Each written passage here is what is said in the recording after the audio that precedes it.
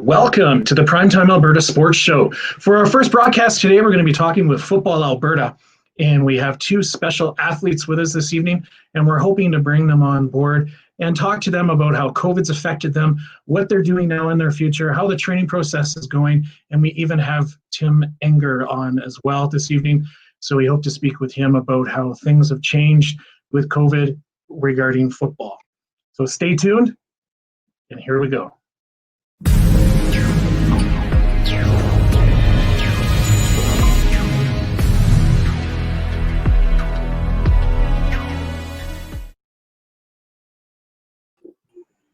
Hi, everyone. Welcome to the broadcast. How's everybody doing tonight?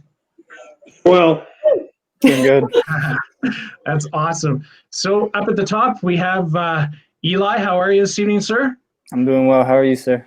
Excellent. Did I pronounce it right? Yes, you did. Woo! And we have Brennan down in the middle there. How are you? Good. You got my name right. I try. And then we have Tim down there with Football Alberta. How are you this evening? Well, sir. Excellent. So, guys, we wanted to have you guys on our show today just to talk about Football Alberta, how it's come, how it's been around, and just talk to you guys briefly about your careers. And what I've been able to do, I'm really excited about this, is I've been able to find some footage of both of our young athletes this evening, and we just wanted to talk about them. So, Brennan, can you explain to us when you started playing football, what intrigued you to football, and how you've grown up around the game? So I actually started with rugby in high school, and then a friend of mine that I had played with really encouraged me to come play football and try it out. And yeah, it was really fun. I actually broke my arm the first time I ever played tackle. No way. I continued playing because it was really fun. Yeah, that's kind of what brought me there. So in my notes here, I see that you moved from Montreal. What brought your parents here to Alberta? My mom had a job in the oil and gas industry and kind of moved us here. So yeah, that was a fun transition. Mm-hmm. So you've been basically playing football your whole life. Have you tried any different sports at all? Yeah, so rugby for a good 6-7 years, and then soccer, archery. That's pretty well the main ones for sure. Mm-hmm. And my fact-finding guys have told me that you actually own your own business now. Yeah. So I own an acupuncture clinic in Fort Saskatchewan. So yeah, I've owned that for the past 2.5 years, and that's been really fun. Nice. What brought you into that? Because you had mentioned you had injured yourself. Was that something that, steered you towards medicine, getting that injury? Or? Yeah, so previously I was a corrective exercise specialist for 7 years, and so I've always worked with people with injuries and sports performance in general. And then I found that I just wanted to learn a little bit more and help people a little bit more. So Chinese medicine really drew me in, and yeah, kind of brought me here. Yeah. And Mr. Eli, sir, you are now currently playing with the U of A Bears, correct? Yes, that is correct. So how long have you been playing football? What intrigued you to play football? And, I got to say, you have got an arm on you, sir. So tell us about your experience, where you've come from, and what you love about football. So I started playing football 11 years ago for the Edmonton Chargers. The reason why I started playing, my dad and I would always go to the Edmonton Eskimo games. And I think at the age of 7 was when I finally started watching the players instead of the cheerleaders. So I guess the game started to interest me a bit. So I asked my dad to sign me up. And my first year I played defensive end, and I was garbage. I was atrocious. And then my second year they moved me to quarterback, and I guess I found some success there. And what I love about the game is the fact that, like, everybody on the team is competing for one goal, and everybody on a team is like driving to like help one another to get that goal. And if one person messes up, an entire play can go to poops. So just the team aspect and camaraderie and ability to work together to attain a goal is what interests me about it. Now, both you athletes, you have both played at, in my mind, a competitive level. You've both played with Team Alberta.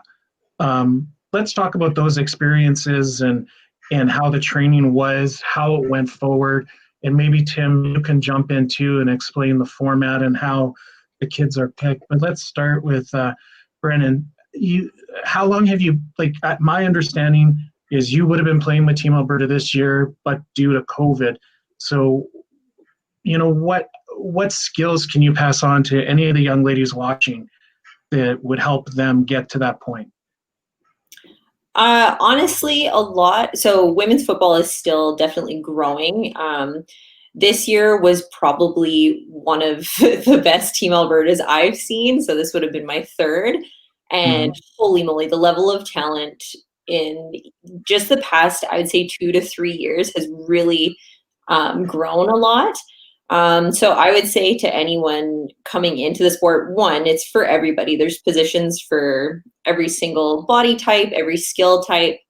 So that's really nice to see. But also, I feel now we're getting a lot of really quality athletes. So for people that want to get to the higher levels, definitely making sure that they're doing the work off the field as well, whether that looks like getting into the gym with other teammates or hiring some sort of trainer or getting into group fitness, just something to get them doing extra stuff outside will help a lot as well.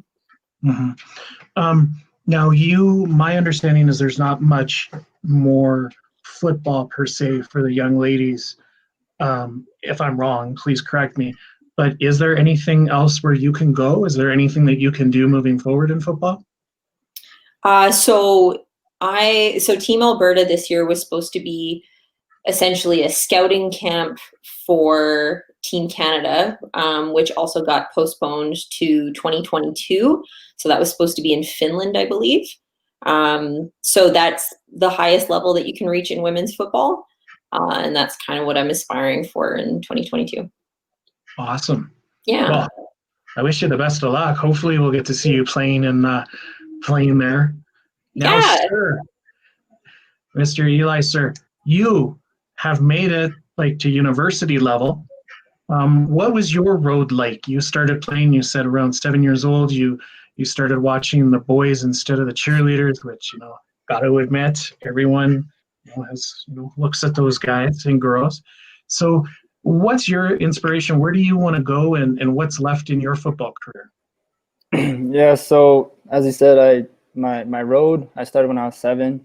I played Chargers, a minor football team for 7 years. Then I went to Harry Ainley High School. I played there for 3 years and started all 3 years and was fortunate enough to compete in 3 provincial championships and win 2.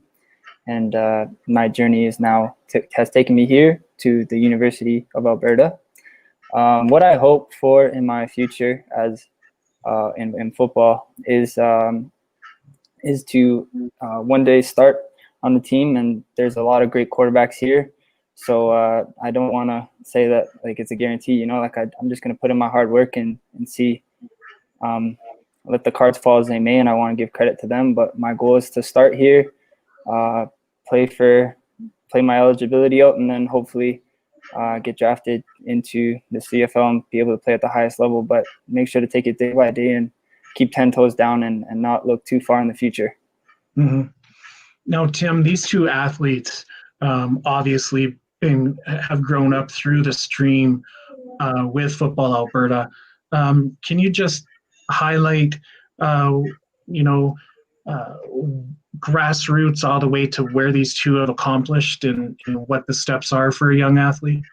Sure. I mean, Eli's route has been a fairly well-traveled route simply because there's a lot of minor football out there for young men, and there's a lot of high school football. There's 120 high schools out there participating, and our role on the male side for years has been to develop elite opportunities for them. I mean, Eli's been with our provincial team program. He was with our U17 program that I don't think he minded this too much. We got to go to Hawaii in the summer, and then in the following year, he was the starter on our U18 team. And from in Brenna's route, I mean, we've been working hard with the women's organizations to try and connect the dots to try and make it so that there's a female route to the provincial teams. We're lucky to have the provincial team, and I watched the tryouts this year, and and she's correct. The talent level is getting better and better.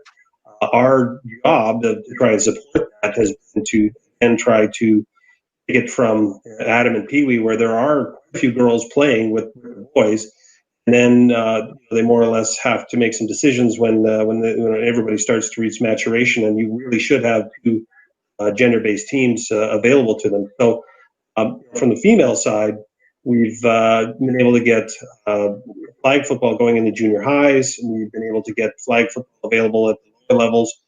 And then they have had experiments in the Metro League with flag football for females competitively for the high schools. But that's just the flag side of things. When we talk about the tackle side of things, that we have some work to do. Once upon a time, there was a full-fledged girls tackle high school football league in the Mighty Peace area in northern Alberta.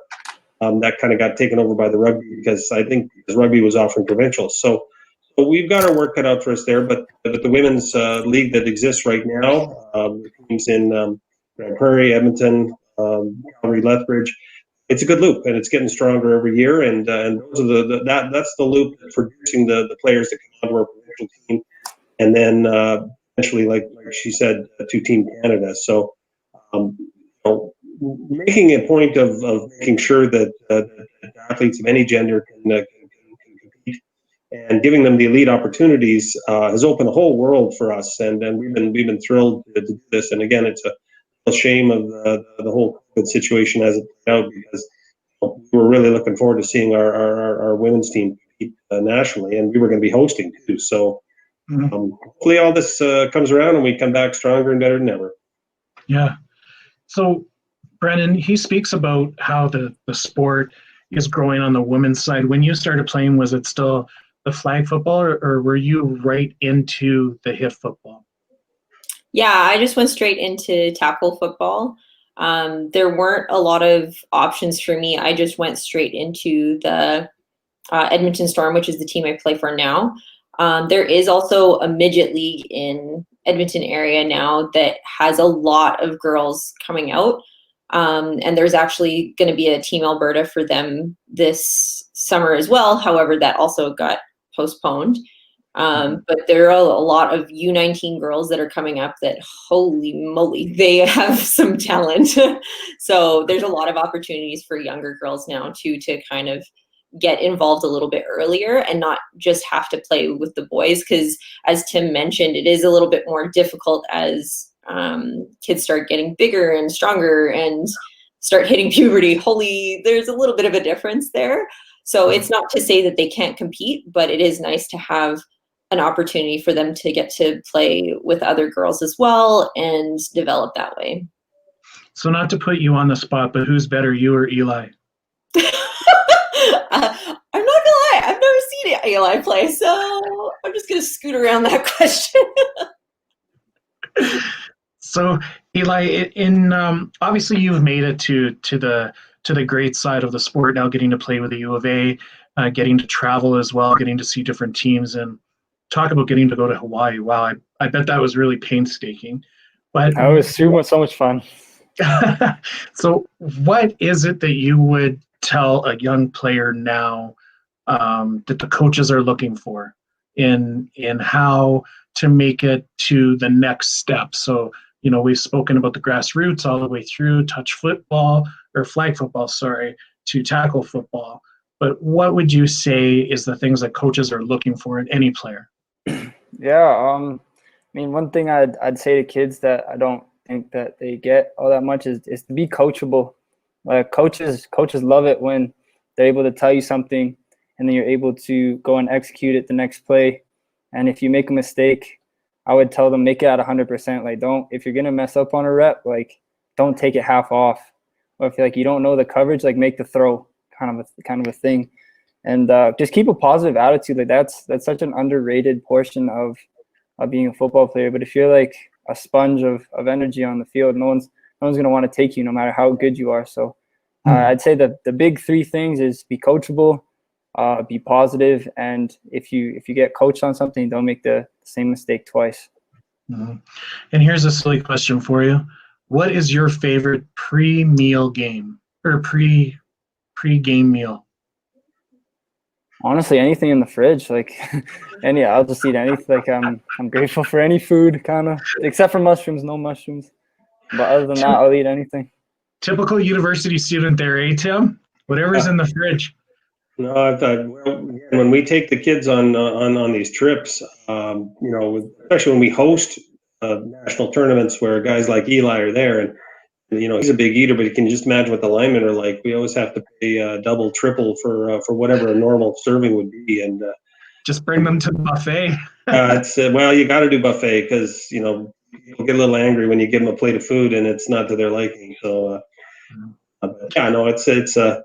this is all part of the fun. I mean, I took a picture with Eli after his last provincial championship that I cherish because, believe it or not, I held a similar position to him about 30 years ago. I was a quarterback at Harry Ainlay High School and certainly didn't get the results that Eli's gotten.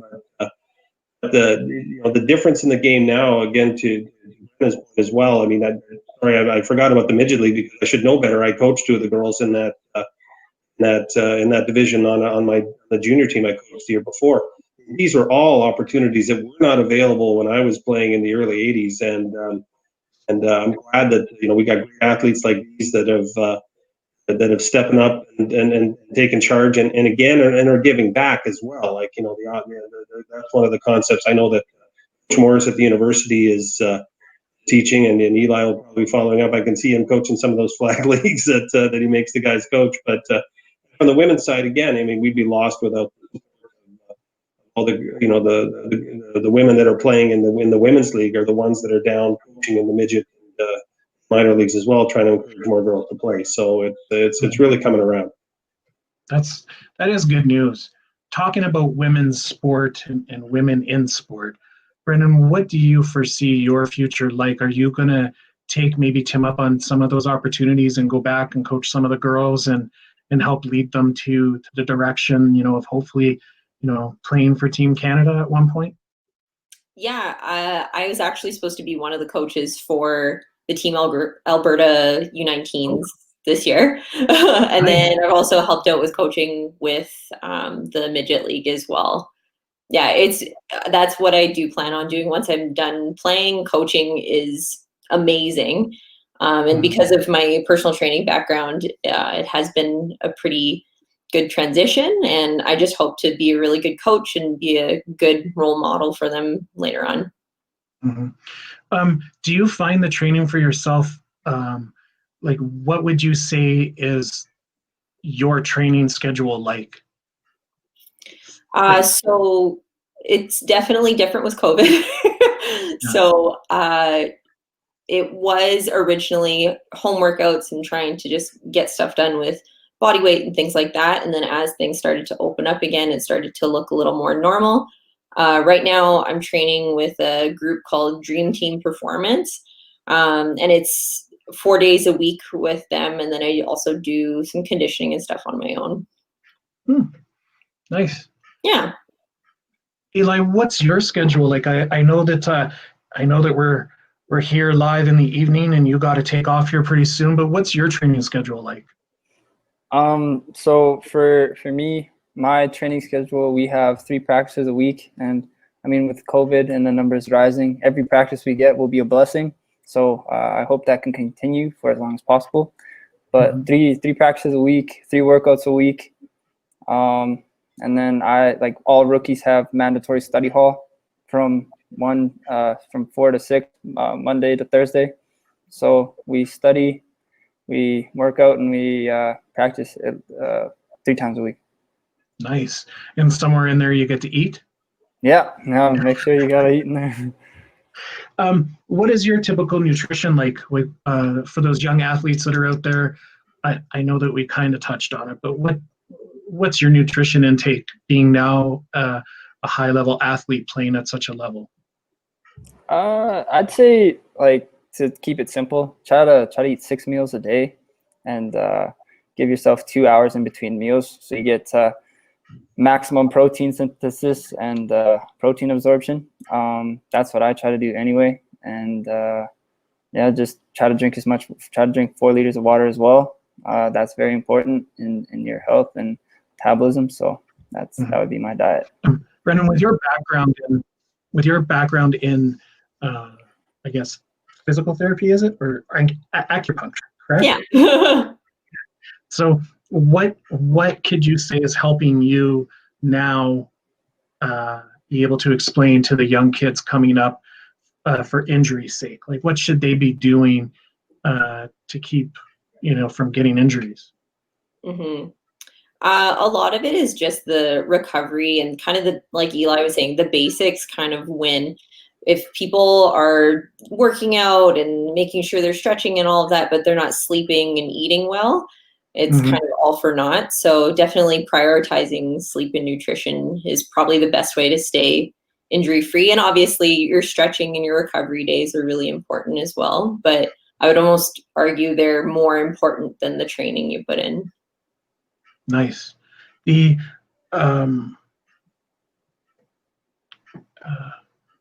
Just lost my train of thought. The overall appearance of female sports in Alberta, have you now, with the age that you are, owning your own company, have you seen a rise in that? For sure. Honestly, like I was saying before, even within football, there's a lot of girls that are playing, even in the boys' leagues as well. But I just feel it's becoming a little bit more well known. There's more people that have heard about the women's league, whereas when I first started, I would say I play football and they go, "Oh, where, with who?" And there were a lot of questions, whereas now they're, "Oh yeah, Edmonton Storm, I've seen them before." And yeah, so that I think there's a lot of extra exposure there. Well, guys, I appreciate both of you being on. Eli, I know that you have to take off here, so I thank you very much for your time. Brendan, I thank you very much for your time. When we come back from this commercial break, we're going to be talking to Tim, the Executive Director of Football Alberta, and trying to pick his brain on things that have come up with COVID and how it's affecting the membership. So stay with us, and we'll be back in a few moments. Hey Dad, what are you watching? Well, I ended up staying late after work yesterday and I missed the game, so I'm watching the replay now. Isn't that just a highlights though? That's one of the best things about ASTV. They have full broadcasting coverage of all the pregame and postgame shows, so I can watch wherever I want, whenever I want. That sounds lame. No, it doesn't. That sounds really cool. What else do they have? I'm glad you asked, because they have play-by-play, color commentating, up to 9 camera angles, interviews, online shows, and much more. Whatever. I have no idea what that means. Basically, if you're a sports fan, ASTV is the place to go. They have everything you want. Didn't Mom get mad at you for the last subscription you signed up for? Yeah, Mom's gonna kill you if she finds out you pay. Yeah, she probably would, except I haven't told you the best part yet. ASTV is completely free. Really? She's gonna be super happy to hear that. Exactly. Now I can cancel all my other subscriptions because ASTV covers it all. Let's watch the game.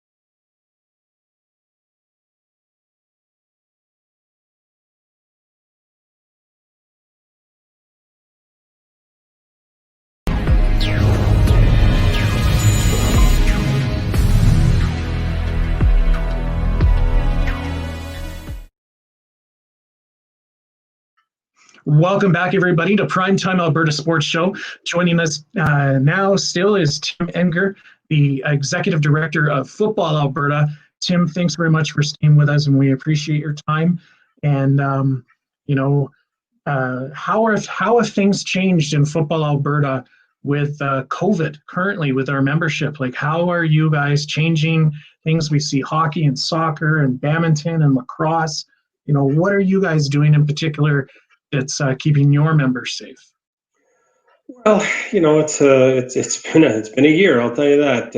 My wife and I were on a holiday and got back on March 12th, and within 72 hours, the whole world changed, and everything was shut down. The leagues weren't operating anymore, and we spent the better part of April wondering whether we'd be able to do anything. Everybody was kind of guessing, watching the numbers. Are they going to go up? Are they going to go away? And they never really did. But out of that, which was really good, is we started to work with the FAR unit, which is Sport and Recreation of the ministry responsible for sport in Alberta. And they were the direct conduit to health services. And so through the conversations there, through submissions, they too at the beginning were kind of wondering what we could do and grab bagging. But we got a nice system where you could submit ideas, submit thoughts, and then as of June 12th, they opened up sport in the province. Now they opened up with restrictions. You still were limited to the 50-person cohort, and we had already had a plan set for. They limited it to 50, 150, 250, whatever. The key is for football, as you know, maintaining the physical distance, the 6 feet, is just impossible. Even if people are saying, well, play the non-contact version, well, you still have to grab the flag or touch the person. You still are well within 6 feet. So, but to their credit, the province's credit, I think they recognize that outdoor activities in particular were not necessarily spreaders. And so, a chance, we, as of June 12th, we opened up with restrictions. And we kind of call it a 75-75 thing, with 75% of our minor organizations did something over the summer and the fall. And they had about 75% of their registration. So obviously we're down, but believe me, asked me in mid-April, you told me I was going to get that, I would be absolutely thrilled. Where it kind of hit a bit of a roadblock was at the high school level, because even though we had the cohort, a really good set for cohorts that would allow you to have competitions. You got to take 14 days off, stay with the group and all that stuff, and a lot of details that people had to do, but they could do it.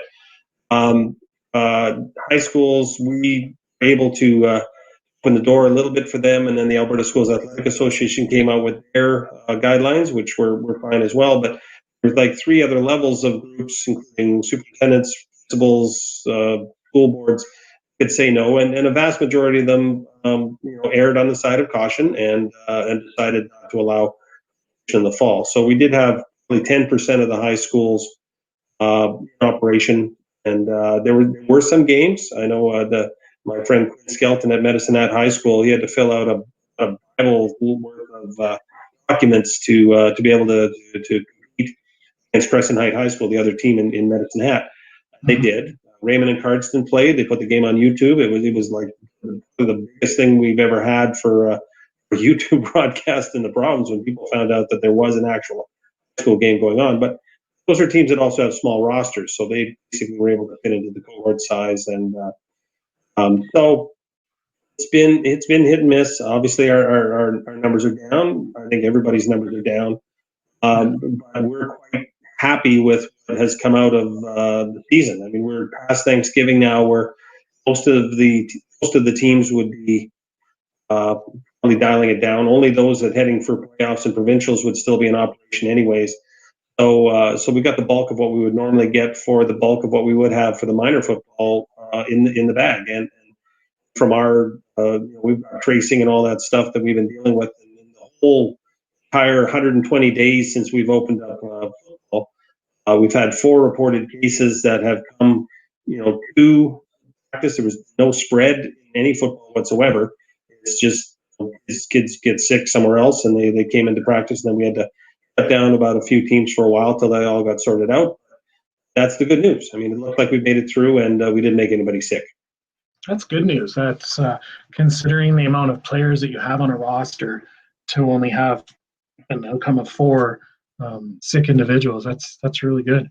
Um, Brennan mentioned that teams were going to be trying out for 2022 for Team Canada. What is Football Alberta's role in helping supply players for that? It's our job to create things that we're mandated to do, like provincial teams. So if they're going to have a Team Canada at any gender, any level, or something like that, it's our job to create the provincial team, which would then go to a national event. And sometimes, the women's game has been coming around, and sometimes their events are almost invitational tournament style things, and sometimes they've morphed into what they should be, which is true championship events. As we've been running with on the male side, starting in 1995 with the first Football Canada Cup. So our job is to try and facilitate that, and then when it's our turn to host, which it is for the women's event, we're hoping to host the National Women's Championship in Sherwood Park in 2021 in July. We had scheduled to do it in 2020, had to obviously postpone it. But moving forward, we hope to do that, and they'll have a whole bunch of Team Canada coaches there, and come up in the hotel, let them do their thing, do some evaluation, and come out with a team that'll go to Finland the following year. Nice. Do you get to take part in that as well, or are you part of the executive committee that get to tag along to Finland, or was it just? I'd love to go to Finland, but there's only so many things that I'm allowed to do. I mean, but we also have, from a gender perspective, there's a lot of strong women that have been involved with developing the game and so on and so forth. And talking about sending delegations and groups to represent our country. Players, coaches, administrators. There's no reason if they're sending a women's program that it can't be an all-female affair. So I've gone on the male version to Texas a couple times with the International Federation of American Football, which is the international governing body, to an event called the International Bowl. We've taken teams that play down in AT&T Stadium in Arlington. It's funny, I've been there like 4 times and had teams play there and get on the tour and everything like that. And it is an amazing facility, but I'm just kind of, oh yeah, Jerry, nice job. I'm going to yawn now. It's commonplace for me to see it. Again, these are opportunities that were never there before. So that door has been open for the men's side. And again, I think the men's side is coming along, and obviously it's not 50-50 by any stretch of the imagination, but that's a goal. And that's love to go to Finland with them, but I think our job is to facilitate the fact that and then off they go. Mm-hmm. So obviously you guys have the U9 all the way to the U19 level, the Adams all the way to midgets. Up until this year, have you seen an increase in participation in football across Alberta? Well, I've been in Football Alberta for 31 years now. I mean, I think give me a job, so I've just kind of stuck around in the gig I have, and we did have an incredible growth from about the mid '90s to about 2010. When I started, we had 60 high schools playing high school football in Alberta. Now we have 120. The women's game is non-existent, and now there's midget league, there's touch football leagues in both cities. So it's coming around, but I will say that prior to the pandemic, probably in the last 3 or 4 years, we did notice not a loss of numbers, but a flatlining. I would say, like, we weren't getting any more, and in fact, a lot of high schools you would see that would normally have a 45-person roster, down to 40, 45, still able to function, but we had a couple theories on that, and one of them actually is everybody kind of points at perhaps the concussion scare is the one that's getting to keep their kids out. I'm not saying that's not going to be a consideration, but we just found a bit of apathy has built into kids in terms of it's much easier to sit in your basement and play. No one gets hurt down there. Everyone's a starter in Game Boys, and frankly, for the other things we have to address is probably the expenses that are being charged. We're starting to edge into hockey territory with how much you charge kids to play the sport. Like, we used to be proud of the fact we were one of the cheapest sports out there, but you're charging $700-800 to play, and if you're a bench warmer, you're going to get some pretty unhappy people who that are going to be knocking on the coach's door, wondering what the heck. And Yeah. so the kind of athlete, the kind of person that was willing to be a backup back in the day, just doesn't exist anymore. I mean, everybody wants to be a participant. So that's the juggling act a lot of our programs have to do, is to make sure that, fine, charge whatever you want, but make sure everybody has some kind of viable role with the team. Otherwise, you're just collecting money. Yeah, good points. It's even throughout most other sports and people that we've talked to, they've noticed a slow decline with their registrations. And you did touch on the thing about COVID as well as concussions. The concussion aspect, I think a lot of parents, like I'm a parent myself, if you got a good helmet on, should be all right. But I think it has scared quite a few individuals. It's a very contact sport, but I think if you're trained properly in it, just like rugby, you don't have those fears. With that said, is there anything that Football Alberta is doing to help train their coaches, the administration staff, etc., the field staff, to help prevent those injuries? Well, you can't coach in this province without taking three things. They're two of them are online courses. One's an in-person course, and two of them deal with exactly that. One is about making ethical decisions, because there's all sorts of things that can creep into any kind of sporting program where you have to kind of question the ethics of the individual. So we make them take that course. The other two courses are an online course called Making Headway, which discusses the concepts of concussion, recognition of it in the person to care, and then also the return to play aspect, just need to be aware of. And then finally, Safe Contact, which basically does that you're bringing up, teaching contact in as safe a manner as possible. I mean, let's all be honest out here. If you're dealing with contact, it's not the most pleasant thing to go through. I'm not saying it's a wondrous thing, but there are proper ways to tackle. There are proper ways to block. There are proper ways to do these things. And so you can't step on a football field to be a coach unless you take all those three things. And I think that's definitely helped us. We're not designed yet to be able to track all the injuries out there from a club-to-club basis. There is a lot of movement being made in the sporting world in general to try and do some online stuff, some app, whatever it takes to make sure that the athletes are covered. Because one of the problems you'll have is when you get multi-sport athletes, if it's playing football and hockey at the same time, if he got a concussion in hockey, we're never going to know that. No one's letting us know. And so if he decides to hide that and come out onto the football field the next day, we think he's just fine. And that's not necessarily the way it should work. So there's a lot of work and effort being put into designing some injury tracking so that we can prevent any of those situations from occurring. But I think our coaches are probably the best educated they've ever been in terms of that particular area. I mean, we kind of leave the X's and O's up to them. Like if they want any play they want in the dirt, that's fine. Proper technique, proper recognition of any injury, and especially concussions, something we keep trying to drill home. And although nothing in life will ever be perfect, we're trying to move in that direction. Mm-hmm. With that said, what is the future hold for Football Alberta? Where do you guys see yourselves now? Is it going to be trying to make a comeback for next season? Do you think you're going to see an increase? Hopefully, if COVID disappears. But what does the future hold for Football Alberta? Our numbers actually have increased, but that's because we put a lot of time and effort into the non-contact side of things as well. Like I would say that our tackle side is flatlined, maybe dropped off a little bit, if anything. But there's many ways to play football. We have to be open to the fact that there may be a kid out there that loves throwing, catching, running, and maybe isn't all that interested in the tackle aspect of it, and that's just fine. We need to be able to present them with opportunities to football. That's a big push from the NFL and the CFL to a certain extent as well. So we're working in those areas and trying to support and enhance our tackle aspect of things, but also open a lot of doors. You can right now, and this wasn't the case maybe even 5-10 years ago, if you want to go from age 6 all the way through high school and simply play the flag version of the game as you can for both genders, and we're very happy about that aspect of things.